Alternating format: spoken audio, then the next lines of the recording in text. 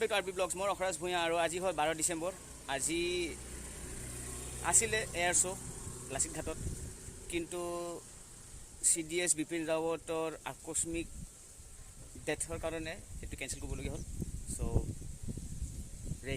Rest in peace CDS Bipin Rawat. So' একো নাই। চ' এতিয়া এটা বেলেগ জেগাত যাম। ক'ত যাম? লেটছ গ'।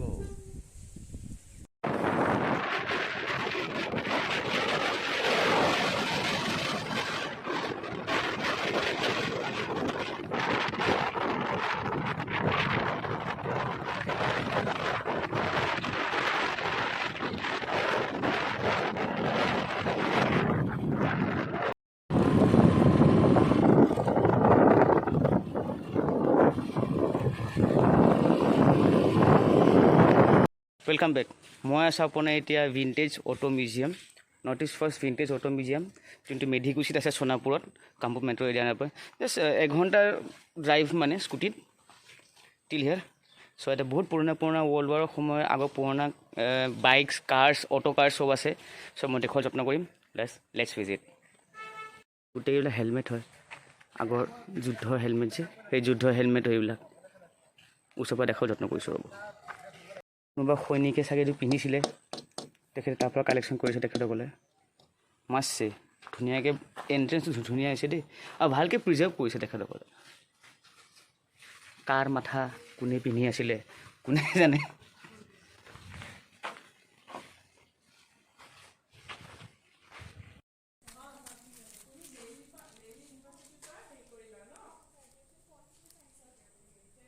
টিকেট আছে, entry ticket 100 rupees, quite reasonable price. কাৰণ সেইটো ল'ব লাগিব, কাৰণ সিহঁতে মেইনটেনেঞ্চ খৰচা আছে। চ' সেইটো কাৰণে তেখেতসকলে 100 rupees চাৰ্জ কৰে। So' let's without further adieu let's move on. চাওঁগৈ এইবিলাক গোটেই কাৰ্ছ, সেইবিলাক আপোনাৰ মটৰ বাইকছ ভিতৰত দেখুৱাই আছোঁ। Let's move. ভিণ্টেজ ট্ৰাক এখন, this one use by the soldiers. কি হিষ্ট্ৰী হ'ব পাৰে? এতিয়া ভিয়েটনামতো ইউজ কৰিব পাৰে, ইণ্ডো চীনো ৱাৰতো ইউজ কৰিব পাৰে, জাপানিজ এটেক যেতিয়া আহিছিল তেতিয়া কৰিব পাৰে, জাইপছ যেতিয়া আহিছিলে থ্ৰু ম্যানমাৰ তেতিয়া ইউজ কৰিব পাৰে। শুনো যে কোনখন ৱাৰত ইউজ হৈছে। চ' তেখেতসকলে জানিব বিচাৰিম, চেষ্টা কৰিম এইখন কেতিয়া ইউজ কৰা হয়। কুপাৰ, এখন মিষ্টাৰ বিনৰ কাৰ, মিষ্টাৰ বিন।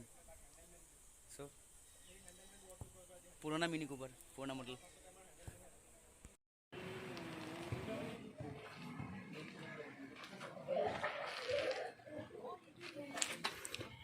কি সৰু ৰে ভিতৰতো।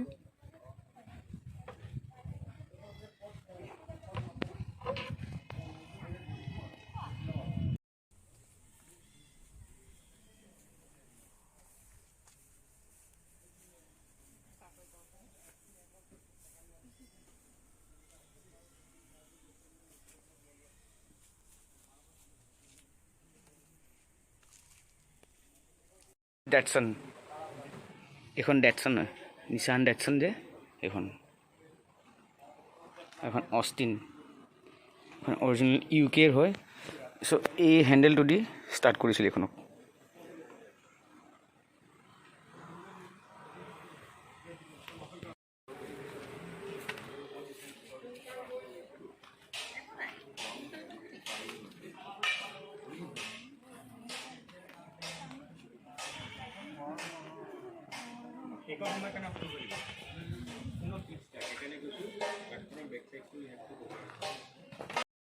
That's a beautiful tree house, man. People can come and enjoy like this.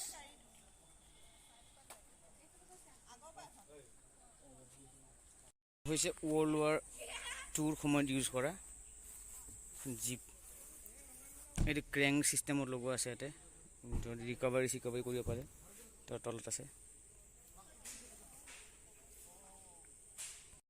ইয়াতে World War II, World War I, first generation 1935ৰ পৰা কালেকশ্যন কৰা আছে।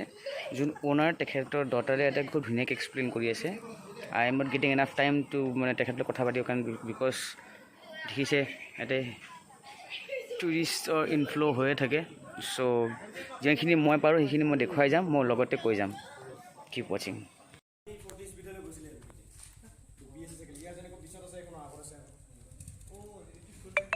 টেংকি এইটো মটৰৰ লগত টুইন ওৱান আছিলে তাৰপিছত এইখন আছিলে ফল্ডিং চাইকেল এইখনো ফল্ড কৰি কিনে পিঠিত বেল্টেৰে বান্ধি পিঠিত কেৰি কৰি জাম্প কৰি দিয়ে তাৰপৰা চবেই বেলেগ বেলেগ জেগাত পৰে তাৰপৰা নিজৰ নিজৰ জেগালৈ যাব ইউজ কৰিছিলে মই দেখাইছোঁ বাৰু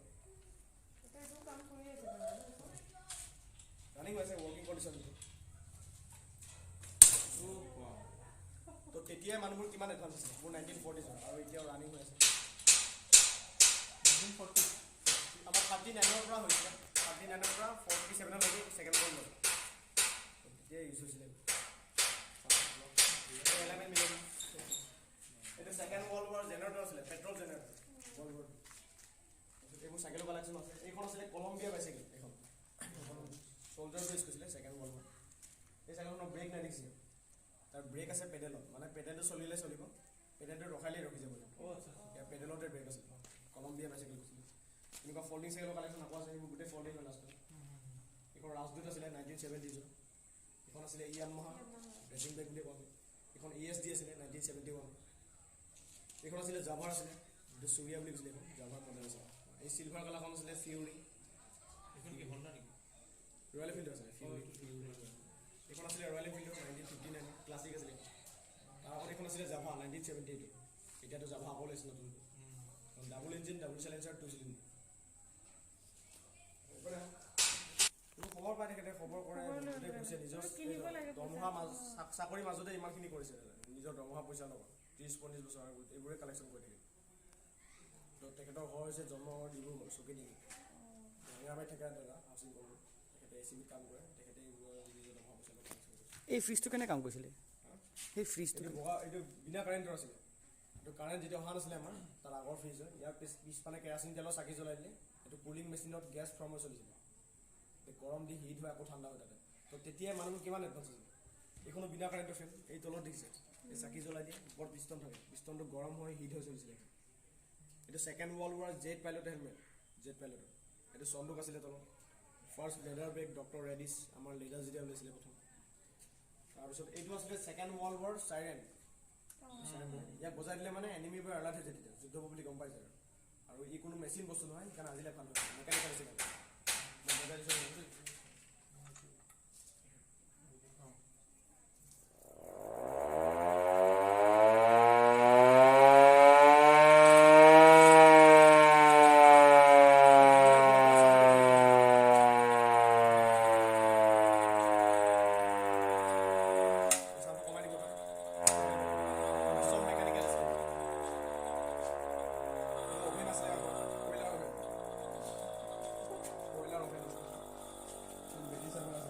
প্লেনৰ সাউণ্ড সিস্টেম হয় কিন্তু এইটো এইবোৰ ৰেডিঅ' কালেকশ্যন আছে পুৰণা বিভিন্ন ধৰণৰ ৰেডিঅ' এইটো কি বুলি ক'লে তলৰ এইটো হয় এইটো অভেন কয়লাৰ অভেন আছিলে আগৰ আচ্ছা তাৰপিছত এইটো ব্লেক এণ্ড হোৱাইট টিভি আগৰ চাটাৰটো অফ কৰি থ'ব পৰা যায় লক কৰে ক্ৰাউনত আছিল নেকি মচুবলি বেল্টেজ ন আমাৰ ঘৰত এনেকুৱা আছিলে ক্ৰাউনত আছিলে দুফালৰ পৰা জপাই দিব পাৰি এইটো আছিলে ফাৰ্ষ্ট টেলিফোন আছিলে এটা কাণত এটা মুখত আছিলে গ্ৰাম বেলৰ এইবোৰ ৰেলৱে টেলিফোন আছিলে ওপৰত আৰু এইবোৰ 1889 চনৰ পৰা ঘড়ী কালেকশ্যন আছে ৱাটছ এইবোৰ চব চাবি চিষ্টেম ডেইলি চাবি ঘূৰাব লাগিব সৰু ডাঙৰ যিমান আছে চব এইটো ৰেলৱে লেম্প আছিলে এইটো কয়লাৰে দিয়া চলিছিলে কয়লাৰে লেম্পটো ষ্টেচনত আছিলে ষ্টেচনবোৰ তাৰপিছত এইটো আছিলে ৰেডিঅ'গ্ৰাম আছিলে একফালে ৰেকৰ্ড হয় একফালে ৰেডিঅ' হৈ যায় এই চাইডাল যে লাঠি আছে যে এইটো ঘোঁৰাৰ ওপৰত যে উঠি খেলিছিলে যে পল' খেলা লাঠি আছিলে পল' এইবোৰ টেলিফোনৰ কালেকশ্যনো আছে এইবোৰ বেটেৰী ফেন আছিলে আৰু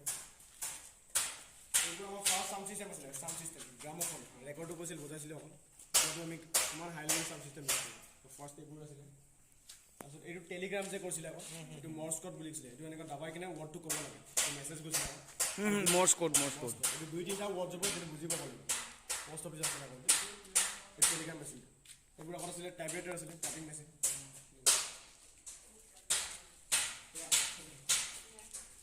ৰেলৱে ৰেঞ্চ আছিলে আগৰ ওজন পৰা ৱেইট আছিলে বহুত বগা ৱেইট এই কাঠৰ বাকচটো আছিলে ফাৰ্ষ্ট কেমেৰা ডাঙৰতে কৈছিলে এইটো প্ৰজেক্টৰ আছিলে এই গাঁৱৰ আগতে চিনেমা দেখাই যে কলা পৰ্দাত আছিলে এইটো বায়স্কোপ বুলি কৈছিলে বায়স্কোপ তো ফাৰ্ষ্ট কেমেৰা তাৰ লগতে কৈছিলে এই ৰঙা বস্তুকেইটা যে আমি যে গৰম পানী থোৱা ফ্লাক্স এই ফ্লাক্সৰ কাম কৰিছিলে গোটেই বাহিৰটো কম্বল থাকি দিছিলে তো ভিতৰত বেছি গৰম হৈ থাকে তেতিয়া তেতিয়াই চল্ডাৰ পৰা দিছিলে গৰম পানী ল'ব কাৰণে তাৰপিছত এইবোৰ লেডাৰৰ বেগ পুৰণা আছে, এইবোৰ গাড়ী বন আছিলে আকৌ। আৰু এই ৰঙা যে ওপৰত যে বস্তুটো আছে সেইটো আকৌ কমাৰবোৰে জুই জ্বলাবৰ কাৰণে তেনেকুৱা সভা দিছিলে। আৰু এই ৰঙা গল্ফ ছেটটো আছিলে কপিল দেৱৰ। এই কপিল দেৱে শ্বিলঙত 80s গল্ফ খেলি পাইছিলে। তো এই গল্ফ ছেটটো ষ্টেটত খেলিছিলে কোনে কোনে? কপিল দেৱ। কপিল দেৱৰ এই ৰঙা গল্ফ ছেটটো। আৰু এইটো আছিলে গ্ৰেণ্ড পিয়ানো 1839। এইটো প্ৰায় 200 বছৰ আৰু কেইবছৰ 200 বছৰ হ'ব। এই মিউজিয়ামটো চবতকৈ পুৰণা বস্তু দিয়ে 200 বছৰ। Almost 200 years। এইটো ডিব্ৰুগড় চিনেমা হলত আছিলে। এতিয়া চাইনিং দি আছে আৰু টেকনিকবোৰ আছিলে। এইটো ৰকেট লঞ্চাৰ আছিলে বাজুকা ছেকেণ্ড ৱৰ্ল্ড ৱাৰ। এইটো ট্ৰাম্পেট আছিলে পুৰণা। তাৰপিছত এইফালে তোমাৰ স্কুটাৰ ৰেভলিউশ্যন, তাৰপিছত সেইখন নৰ্টেন মটৰচাইকেল ডায়েৰীজ সেইখন চাইছা? সেই গেমৰা তো সেই তাতে সি ইউজ দিছ মডেল মডেলটো। তাৰপিছত এইখন হ'ল তোমাৰ ৰয়েল এনফিল্ড ফ্লাইং ফ্ৰী বুলি কয়। এইখন ইজ এ পেৰাচুটৰ মটৰচাইকেল। তো এইখন আগতে কি কৰে, হেলিকপ্টাৰৰ পৰা পেৰাচুটছ দি ড্ৰপ কৰে and then the soldiers use to মানে কালেক্টেড আৰু ৰাইড কৰি পেলাই যায় আৰু সেইকাৰণে চাইজটো কম্পেক্ট হয়। বাছ একদম ইনিচিয়েল ষ্টেজ, একদম ইনিচিয়েল মডেল স্কুটাৰৰ যাৱা মটো। তো 1960লৈকে মটৰচাইকেলৰ ইনভেনশ্যনৰ এৰাটো গ'ল্ডেন এৰা বুলি কয়। কাৰণ কি তেতিয়া বহুত ইন'ভেটিভ আছিলে, ওৱান আফটাৰ এনাডাৰ মানে ইন'ভেশ্যনছ আহি আছিলে। তো সেই তাৰে আগতে 1901ৰ আগতে এটা এনেকুৱা এটা এৰা আছিলে য'ত চাইকেলছ আৰু মটৰচাইকেলছৰ মাজৰ এটা পিৰিয়ড আছিলে। তেতিয়া ইনভেণ্টাৰ্ছ গেভ আছ দিছ মানে মটৰচাইকেলছ বুলি কয়, চাইকেলছ উইথ এঞ্জিনছ আৰু আগফালৰ সেই তাতে তুমি ভালকৈ দেখা পাবা, আগফালেও আছে বেকো আছে সেইকেইখনত দেখিছা। তাৰপিছত এইখন হ'ল গাইজ, ইয়াৰে প্ৰত্যেকটো বস্তু হিষ্ট্ৰীৰ লগত জড়িত আছে। আনকি কপিল দেৱে শ্বিলঙত ইউজ কৰা গল্ফ কোৰ্চত গল্ফ কিটটো আছে। First invented railway shoe brake নে কিবা এটা ক'লে, নামটো পাহৰিলোঁ। অসমীয়া মানুহ বনাইছিলে, আজিহে গম পালোঁ। So' that was kept here. And vintage collection বহুত আছে। ধৰা আপোনাৰ চাইৰেন আছে, তাৰপিছত আপোনাৰ গ্ৰামোফোন আছে, মৰ্ছ কোড যেনেকৈ পঠিয়াইছিলে মৰ্ছ কোড সেইটো মেচিন আছে, গ্ৰামোফোন আছে, ফাৰ্ষ্ট টেলিফোন আছে, কেডিলেক এখন আছে, আপোনাৰ বহুত বস্তু আছে যোনটো মই যদি ইমান দেখাই থাকোঁ মোৰ 2 ঘণ্টা 3 ঘণ্টা হৈ যাব। চ' যিমানখিনি পাৰোঁ মই চমুকৈ দেখাবলৈ চেষ্টা কৰিম। মেক্সিমাম এতিয়া World War I আৰু World War II বস্তু ইউজ কৰাৰ সময় আছে। এনে দেখিলে মটৰ বাইকছবোৰ যেনেকৈ ফল্ডেবল মটৰ বাইকছ আছে, মটৰ চাইকেল উইথ মটৰ মানে পেট্ৰলো আছে, চাইকেল আছে, চাইকেলৰ লগত মানে মেচিন লগোৱা আছে। এনেবিলাকে মানে চল্ডাৰ্ছবিলাকে এইবিলাক ইউজ কৰিছিলে। চ' চাই বহুতে ভাল, আপোনালোকে আহিব ইয়াতে। চ' বহুত ভাল লাগে ইয়াত আহি কিনে চাব, আহি মানে নিজৰ হিষ্ট্ৰী ইতিহাস মানে গম পাব যে গাড়ী ইতিহাস ক'ৰ পৰা কেনেকৈ ইভলিউশ্যন হ'ল গাড়ীবিলাকৰ। চ' ডেটছ ইট। কৰা এইখন আছিলে second world war weapons carrier আছিলে। Okay. ছেকেণ্ড ৱৰ্ল্ড ৱাৰ যুদ্ধৰ টাইমত বস্তুবোৰ কঢ়িয়াইছিলে। অ'কে আৰু এখন ফ'ৰ্ড কোম্পানী আছিলে, ফ'ৰ্ড ফাৰ্গো বুলি কৈছিলে। Okay second world war weapons carrier আছিলে এখন। তাৰপিছত এখন আছিলে। তাৰপিছত এইখন আছিলে ট্ৰাইম্ফৰ আছিলে, ট্ৰাইম্ফ হেৰল্ড। এই কোম্পানী এতিয়া বাইক বনাই যে ট্ৰাইম্ফ এতিয়া খুব দামী বাইক আহে। এইখন হেৰল্ড আছিলে 1959। তাৰপিছত এইখন আছিলে হিলমেন মিন্স আছিলে 1931। অ'কে জেড ডিটেন এখন মাছল কাৰ আছিলে আগত, ৰেচিং কাৰ। অ'কে ৰেচিং কাৰ আছিল 1931 জেড ডিটেন মাছল কাৰ আছিলে। এইখন আছিলে প্লাইমাউণ্ট আছিলে, প্লাইমাউণ্টৰ। এখন 1920 100 বছৰ হ'ল, 100 years। ইয়াৰ ওপৰতো কনভাৰ্টেবল আছিলে, ৰুফ থকা, অ'কে স্পক হুইল আছিলে এনেকৈ। তাৰপিছত এইখন আছিলে ভেন গাৰ্ড আছিলে 1947 ছেকেণ্ড ৱৰ্ল্ড ৱাৰ। এইখন দাদাই ক'ৰ পৰা কালেক্ট কৰে এইবিলাক? এইবোৰ যিমানবোৰ বস্তু আছে এইবোৰ আমাৰ প্ৰায়ভাগ অসমৰ কালেকশ্যন। এইবোৰ আমাৰ 90% বস্তু অসমৰ, বাকী 10% মান নৰ্থ ইষ্টৰ আছে। এইবোৰ তেখেতে কালেকশ্যন কৰিছে। যদি 30-35 বছৰে নিজৰ চাকৰি দৰমহাৰ মাজতে দৰমহা পইচাতে এইবোৰ কালেকশ্যন কৰিছে। প্ৰায় 30-35 বছৰ হ'ল দাদা। এইখন আছিলে ভেন গাৰ্ড আছিলে 1947 ছেকেণ্ড ৱৰ্ল্ড ৱাৰ। এইখন তাৰপিছত এইখন আছিলে অলছমোবিল 1897। এইখন ইণ্ডিয়াৰ ফাৰ্ষ্ট কাৰ আছিলে আৰু এইখন মাটিৰ তলত পোত খাইছিলে। অ'কে মাটি খান্দি তাতে কালেকশ্যন কৰিছে। এইখন মানে আমাৰ ইণ্ডিয়াত তেতিয়া কাৰ বনোৱা নাছিলে। অ'কে তো বাহিৰৰ পৰা এই অলছমোবিল কোম্পানী ছেম কাৰ 4টা লৈ আহিছিলে কলিকতালৈ। তাৰ কেইদিনমানৰ পিছতে এই গাড়ীখন আছিলে হোজাই যমুনামুখত, ক'ত? নগাঁও হোজাই যমুনামুখ। অ'কে তো ৰায় বাহাদুৰ চৌধুৰী যি আছিলে তেখেত বিখ্যাত কবি হয়, কবি আছিলে আগত। তো তেখেতৰ ঘৰত এই গাড়ীখন আছিলে। এই গাড়ীখন যেতিয়া আমাৰ দাদা খবৰ পায় অ'নাৰে, আজি 7-8 বছৰ আগত কালেকশ্যন কৰিছে। এইখন মাটিৰ তলত পোত খাই আছিলে। সেয়া মই ভাবিছোঁ 1997 আমাৰ ইণ্ডিয়াৰ ফাৰ্ষ্ট কাৰ বনাইছিলে 1901। Okay. তাৰ আগতো আনিছিলে অলছমোবিল। তাৰপিছত এইখন আছিলে Austen A40 second world war আছিলে। এইখন তাত লিখা আছে the first Austin car to be assemble New Zealand post World War 2 আচ্ছা এখন 1200 চিচি আছিলে 1200 চিচি তাৰপিছত এইখন আছিলে ফৰ্ড ফেয়াৰলেণ্ড এইখন ফাৰ্ষ্ট মাষ্টাং আছিলে ইয়াৰ 1955ত power steering automatic gear okay first এখন আমিতো আজি 10-15 বছৰ আগতে পাইছোঁ পাৱাৰ ষ্টাৰিং অট'মেটিক ইয়াৰ 1955 প্ৰথম 8 চিলিণ্ডাৰ আছিলে V8 ইঞ্জিন অ'কে 3000 চিচি তাৰপিছত এইখন আছিলে ফিয়েট পদ্মিনী ফিয়েট পদ্মিনী পাইছে বাৰু এইখন পাইছোঁ নকিয়াৰ পৰা হয় হয় আজি 5 বছৰ আগত নিজে চলাই আনি ডনেট কৰি দিছোঁ অ'কে তাৰপিছত এইখন আছিলে চিট্ৰইন এখন স্পৰ্টছ কাৰ আছিলে অ'কে স্পৰ্টছ কাৰ ইয়াৰ দৌৰ উল্টা খুলিছিলে ছুইচাইড দৌৰ বুলি কৈছিলে মানে এনেকৈ খুলিছে বাহিৰৰ ফালে খুলিছিলে আগৰ পৰা খুলিছিলে মানে এইটো চাইডৰ পৰা এনেকৈ খুলিছিলে আগৰ পৰা খুলিছিলে তাৰপিছত এইখন আছিলে হেণ্ডেল মাৰি ষ্টাৰ্টিং আগত আৰু আমি যে এতিয়া গাইড গ'ল যে পাওঁ যে হেণ্ডিমেন যে একচুৱেলি হেণ্ডিমেন বুলি কোনো শব্দ অৰ্থ নাছিলে আগত অ'কে আমাৰ আগত ড্ৰাইভাৰৰ লগত এজন হেণ্ডেলমেন ৰাখিছিলে আগত ষ্টাৰ্ট দিয়াকৈ এজন ৰাখিছিলে তাক হেণ্ডেলমেন বুলি কৈছিলে তো সেই হেণ্ডেলমেন ৱৰ্ডটো কৈ যে হেণ্ডিমেন বুলি কয় মানে হেণ্ডেল মাৰাৰ কাৰণে তাক হেণ্ডিলমেন মানে যোনটো হেণ্ডেল মাৰিব ষ্টাৰ্ট কৰে তেতিয়া একচুৱেলি হেণ্ডিমেন বুলি কোনো শব্দ অৰ্থ নাই অ'কে একচুৱেলি আমাৰ হেণ্ডেলমেন আছিলে এজন সেইটোৱে এইখন ফাৰ্ষ্ট ফ্ৰণ্ট হুইল ড্ৰাইভ কাৰ আছিলে 1934 খুব ফেমাছ আছিলে এখন স্পৰ্টছ কাৰ আছিলে এখন অ'কে তাৰপিছত এইখন আছিলে মৰিছ মাইনৰ চিৰিজটো এতিয়া যে MG হেক্টৰ কোম্পানী যে মৰিছ মাইনৰ আছিলে এতিয়া মৰিছ গেৰেজ কৰিলে MG হেক্টৰ এইখন 1952 আছিলে ইংলেণ্ডৰ এই কোম্পানী আগত ইংলেণ্ডৰ আছিলে এতিয়া চাইনাই লৈ লৈছে কিনি তাৰপিছত এইখন আছিলে ভক্সল আছিলে বিগ 6 লিমোজিন কাৰ আছিলে অ'কে এতিয়া যে লিমোজিন দীঘল যে এইখন 1936ৰ এ কাৰ উইথ পেডমেটিক ষ্টাৰ্টিং চিষ্টেম ইয়াৰ ষ্টাৰ্টিংটো আছিলে ভৰিত ষ্টাৰ্ট কৰাটো লিমোজিন আছিলে ভক্সল 1936 বহুত পুৰণা কালেকশ্যন আছে দেই দাদা এইখিনি পৰা এইবোৰ গোটেই ৰানিং আছিলে এইবোৰ আজি 4-5 বছৰ আগত 26 জানুৱাৰী 15 আগষ্ট ভিণ্টেজ চেলি হৈছে ৰেলিবোৰ্ড এইবোৰ নিছিলে দাদা আকৌ এইখন আজি 4 বছৰ আগত ডিব্ৰুগড়ৰ পৰা চলাই লৈছে 4 বছৰ আগত এখন মাৰ্চিডিজ বেঞ্চ 1959 অ'কে তাৰপিছত এইখন আছিলে বেবী অষ্টিন 7 ইয়াৰ স্পক হুইল আছিলে এনেকৈ অ'কে স্পক হুইল হেণ্ডেল মাৰি ষ্টাৰ্টিং এইখন 100 বছৰ হ'ল 1920 স্পক হুইল বেবী অষ্টিন বুলি কৈছিলে এষ্টন মাৰ্টিন 100 বছৰ হ'ল 100 ইয়াৰ্ছ তাৰপিছত এইখন আছিলে ডাটছনৰ আছিলে নিছান ডাটছন 1958 অ'কে তাৰপিছত এইখন আছিলে স্কডা আছিলে স্কডা লেফ্ট হেণ্ড ড্ৰাইভ তাৰমানে ইয়াৰ ইঞ্জিন বেগত আছে আগত ডিকিটো এইটো ডিকিহে নেকি ডিকি আগত পিছফালে ইঞ্জিন আছে কিমান খোলে এনেকুৱা চাইড খুলিব অ'কে এইখন আছিলে মৰিছ মাইনৰ আছিলে ইয়াৰ কনভাৰ্টেবল আছিলে বৰ্ডটো ৰুফ থকা অ'কে কনভাৰ্টেবল MG হেক্টৰ এইখন 1956 তাৰপিছত এইখন আছিলে ফৰ্ডৰ আছিলে ফৰ্ড পিকেট 1930ৰ ফৰ্ড ফাৰ্চন তাৰ আগত এইখন আছিলে অষ্টিন মিনি কোপাৰ মিষ্টাৰ বিন কাৰ এইখন আমাৰ নৰ্থ ইষ্টত অনলি ওৱান আমাৰ অকল ইয়াতে অ'কে নৰ্থ ইষ্টত ছেকেণ্ড নাই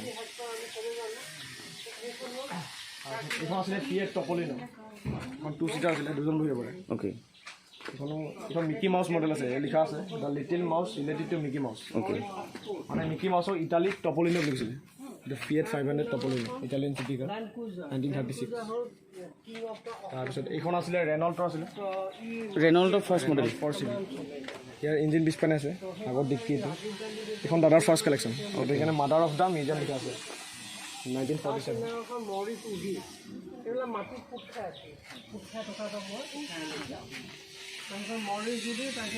এখেত হৈছে অ'নাৰ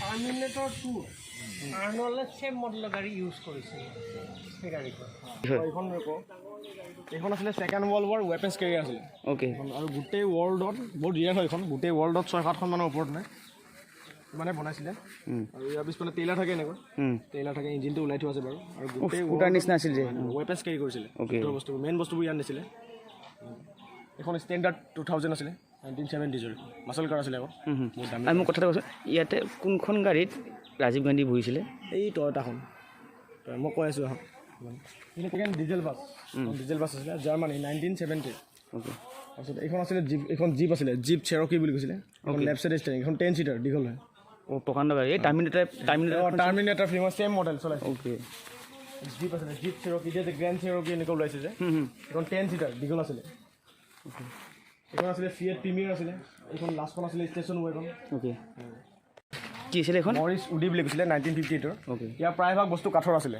অ'কে এখন মৰিছ উডি বডিটো উডেন আছিলে আৰু এখন নগাঁৱত মাটিৰ তলত পোট খাইছিলে দাদাই কেনেবাকৈ এই কণ্ডিশ্যনতে আকৌ কালেকশ্যন কৰি লৈ আছে অ' নগাঁৱত মানে মাটিৰ তলত পোট খাইছিলে উঠাই নিলে ববাদ হৈ গ'ল কাৰণে অ'কে আৰু ইয়াত কৈ যাতে ডেষ্ট্ৰয় নহয় বস্তুটো সেইকাৰণে কালেকশ্যন কৰি দাদাই হেৰি কৰিছে এইখন আছিলে টয়টা লেণ্ড ক্ৰুইজাৰ অ'কে এখন প্ৰাইম মিনিষ্টাৰ ৰাজীৱ গান্ধীয়ে এইখন মিজোৰামৰ পৰা আহোঁতে নিজে চলাইছিলে অ'কে তাত লিখা আছে কাৰ্ডেড ফ্ৰম এই পেট্ৰল পাম্পটো ক'লেনে সেইটো মোক কোৱা নাই এইটো আছিলে ফাৰ্ষ্ট আছোঁ দেখাইছিলোঁ যে 3,000 ওপৰত আছোঁ।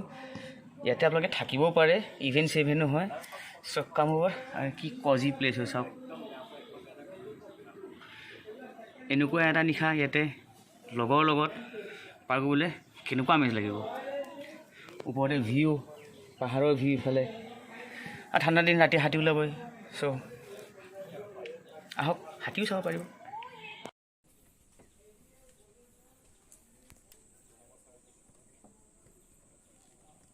What a view. গম পালে কিমানখিনি আছে জানিবলৈ নিজৰ হিষ্ট্ৰীৰ বিষয়ে, যোনটো মই নাজানিছিলোঁ যে এইটো তেল ডিপু এই হেণ্ডেলডাল টানি দিলে এবাৰতে 5 লিটাৰ তেল ওলায়। চ' কেন ইউ ইমাজিন যে এবাৰত আমি 5 লিটাৰ ল'ব লাগিব, তাৰমানে 1 গেলন ল'ব লাগিব। So' that was very interesting fact. আৰু এইটো ডিগবৈৰ পৰা অনা গৈছে, কালেকশ্যন কৰিছে আমাৰ যোন অ'নাৰ হয় তেখেতে। আৰু এণ্ট্ৰি ফি যে 100 টকা সেইটো জাষ্টিফাই নকৰিব, কাৰণ তেখেতে এইখিনি মাটিখিনি ভাড়াত লৈ আছে, কিবা এটা ভাড়া দি আছে। বাট তেখেতে যে বস্তুখিনি আমাৰ ফিউচাৰ জেনেৰেশ্যনছ কাৰণে প্ৰিজাৰ্ভ কৰিছে সেইটো ভাবিব। টকাটো নহয়, টকাই যে 100 টকা এনেই, আজিকালি 100 টকা ওলাই গ'লে এনেই খৰচা হৈ যায়। চ' গুৱাহাটীৰ পৰা আপোনালোক বেছি দূৰ নহয়, গাড়ীত আহিলে আপোনাৰ আধা ঘণ্টা 45 মিনিটছ, বাইকত আহিলে 1 ঘণ্টা।